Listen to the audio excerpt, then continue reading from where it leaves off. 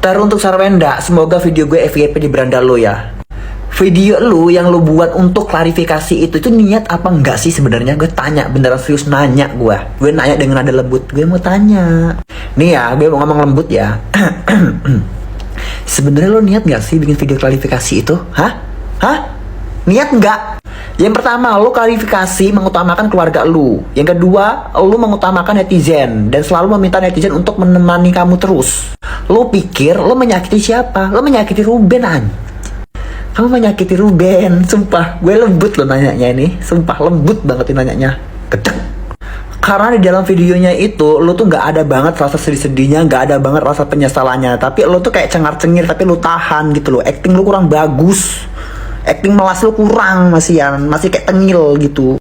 Dari sini gue baru paham kenapa lo dulu dibuang dari anggota Cherry Belle. Ternyata sifat lo seperti ini ya. Dan acting lo kurang bagus juga. Pantesan suara lo pales, pantesan lo gak bisa acting, pantesan lo kaku kalau dance.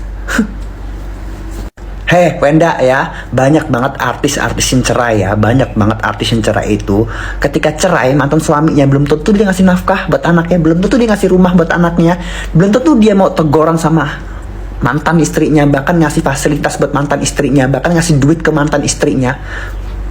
Jarang ditemuin orang seperti Ruben. Bisa-bisanya lo ngatain Ruben seperti itu. Bisa-bisa lo ngatain Ruben yang nggak bener. Hah? Otak lo di mana?